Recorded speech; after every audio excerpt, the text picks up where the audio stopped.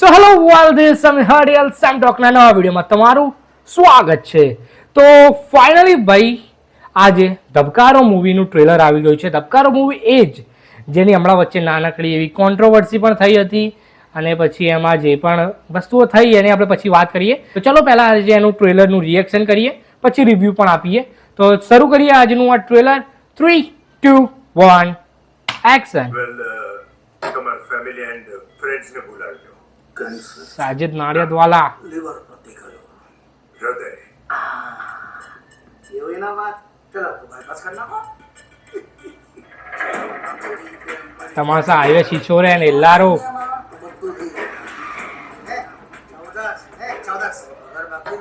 મારો બેડરૂમ સાફ કરવા.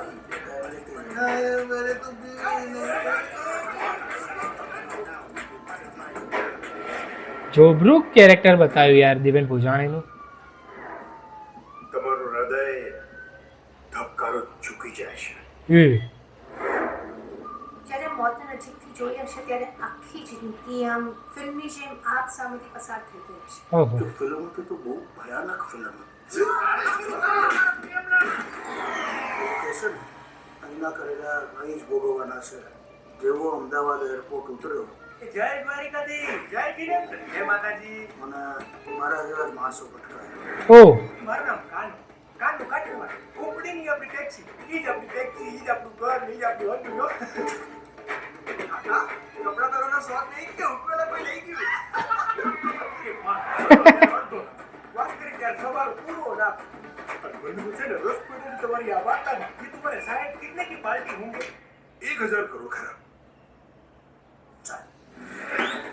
जिंदगी की फिल्म में वार्ता पिक्चर बनाओ पिक्चर.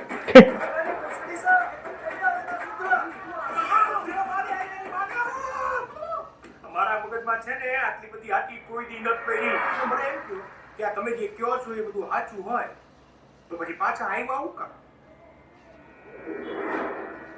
મારું મન કહે છે કે તમને કંઈ નથી થયું, તમારા મર્યાદા સમાચાર ખોટા છે. અને મને એવું કહે છે કે એક દિવસ તમે આવશો. ઓહો. કંઈક કંઈક જોરદાર બેક સ્ટોરી લાગે છે મને આની. તારો નરદમ ભાઈ આજે તે इंसानियतना धागाથી अच्छाई बनવાનો મોકો હું ચૂકી ગયો. તમે ઓહો.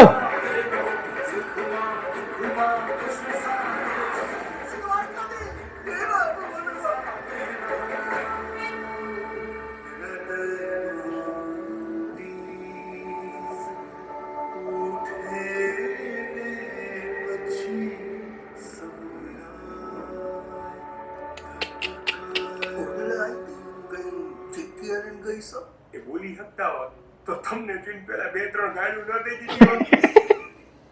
અરે યાર. તો પછી જો ટ્રેલરની હું એક જ લાઈનમાં વાત કરું ભાઈ, અભી હાલ મેં જોયું એન્ડ ખરેખરમાં આમ કહેવાય ને સ્ટાર્ટિંગમાં થોડું કોમેડી એની સાથે ચાલુ થયું. આમ અલગ જ અળવિત્રો કેરેક્ટર લાગ્યો દિવેન ભુજાણીનો કે યાર જોરદાર અલગ જ પ્રકારનો કોઈ કેરેક્ટર એમને પ્લે કર્યો છે. અને પછી અચાનક જ જે ધીરે ધીરે ટ્રેલરની અંદર સ્વિચ થવા માંડીને જે આમ કહેવાય ને ઇમોશનલ સાઈડ અને એ સાઈડ જવા લાગ્યું ને ભાઈ, ખરેખરમાં મારું મન કહે છે કે આની જે બેક સ્ટોરી હશે ને જે દેવેન ભુજાણી કહેવાના છે હવે આ મૂવીની અંદર, એ ભાઈ ખરેખરમાં આપણી આંખ ભીજાવી દેશે એ હું લખીને આપું છું ગેરંટી સાથે. કેમ કે અમુક સીનો જે દેખાઈ રહ્યા છે ને ભાઈ, એ ભાઈ લિટરલીમાં બહુ જોરદાર દેખાઈ રહ્યા છે. અને આની અંદર સાજિદ નાડિયાદવાલા જો પોતે આવ્યા છે પ્રોડ્યુસર બનીને, તો એમને કંઈક તો જોયું હશે આ કોન્સેપ્ટમાં અને આ મૂવીમાં, ત્યારે જ એમને પૈસા લગાવ્યા હશે. અને સાથે કુમુદ મિશ્રાનો પણ કેમિયો છે, પછી દેવેન ભુજાણી છે, આરજો ત્રિવેદી અને દેવેન ભુજાણીનું બંનેના જે કેરેક્ટર દેખાઈ રહ્યા છે એકદમ આમ કહેવાય ને સારા એવા દેખાઈ રહ્યા છે. અને આરજો ત્રિવેદીને આપણે જે ધુલાના રોલમાં જોયો હતો, પછી ઉમરોમાં આપણે જે રીતે જોયા હતા, હિલ્લારોમાં આપણે જે રીતે જોયા હતા, આમ ત્રણેય મૂવીની અંદર અલગ અલગ પ્રકારના એમને કેરેક્ટર કર્યા છે. અને સેમ આની અંદર પણ એક અલગ પ્રકારનો કેરેક્ટર એમને કર્યો છે. હવે જોવાનું એ જ રહ્યું કે આનો જે કોન્સેપ્ટ અને જે સ્ટોરી આની અંદર ટ્રેલરમાં દેખાઈ રહી છે એવી જ હાર્ટ ટચિંગ અને જે હું વિચારી રહ્યો છું કે બહુ જોરદાર હશે આનું બેક સ્ટોરી, એવી જ કંઈક નીકળીને ભાઈ તો થિયેટરની અંદર જે મજા આવશે ભાઈ. અને ડેફિનેટલી આ મૂવીને બ્લોકબસ્ટર થતાં કોઈ નહીં રોકી શકે. કેમ કે ઉમરો અને હિલ્લારો બંનેના જે મેકર છે અને એ જ ડિરેક્ટર અભિષેક શાહ એમની જ આ મૂવી છે.